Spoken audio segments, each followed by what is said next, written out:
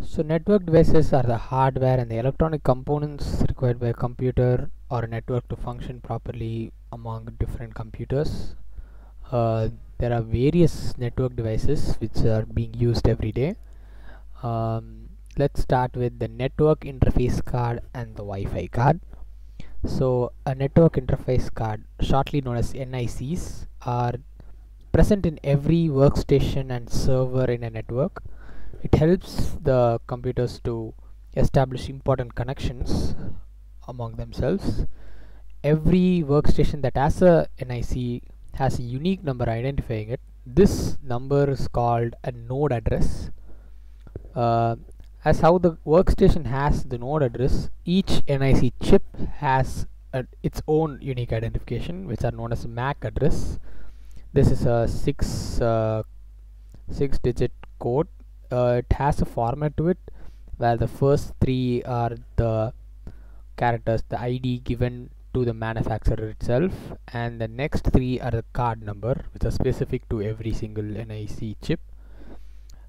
No two computers or no two NIC chips can have the same MAC address.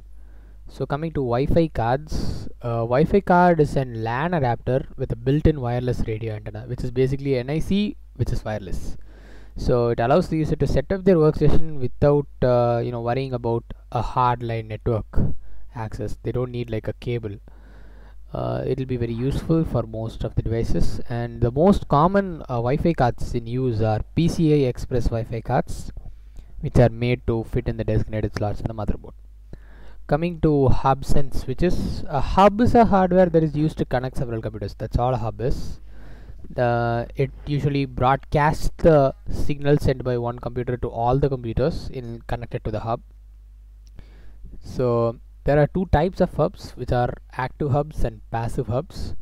Active hubs amplifies the signal as it moves from the connected device to another. Passive hubs just sends the signal, it does not amplify or change the signal in any way. Switches are basically the advanced version of hubs. In a regular situation, a hub, when a signal comes to it, it broadcasts the signal to every single computer connected to the hub, whereas a switch just receives the signal from one computer and sends it only to the destination computer. It does not broadcast it like a regular hub. That's what a switch is. Switches are really useful. Coming to bridges and routers, a bridge is a device that lets you link two networks together. Bridge is basically a hub for networks. So a bridge is they're smart enough to know which computers are on which side of the bridge, so they only allow those messages that need to go to the other side. It does not send everything. So bridges can only handle networks that follow the same protocol. Routers, on the other hand, are bridges, but they can handle multiple protocols. They can handle different ones. Routers can send their traffic via other routers, and in the efficient path with the use of logic addresses.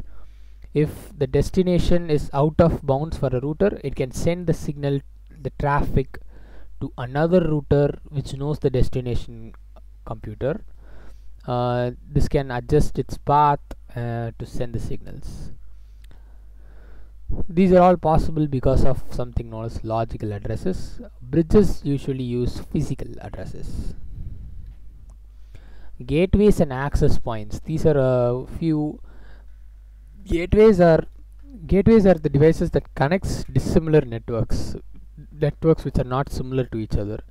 It's basically a machine or a device that's on a network that serves as an entrance to another network. So for example, if we take our homes, we have a Wi-Fi connection in our homes, like we have internet to our home. So in that case, the internet service provider is the gateway for us to reach the internet. So the internet service provider acts as a gateway. A gateway often acts as a proxy server, a machine that is not a server but behaves as a server in a network. An access point or a wireless access point is a hardware that establishes connections of computer on LAN with a fixed wire network. These are basic. These can be found everywhere. It can also broadcast wireless signals that computers with Wi-Fi cards can detect, and hence the computer that is connected to which uses a Wi-Fi card, can connect to a wired network wirelessly and can use the network as needed. So that's it for this this topic. Thank you.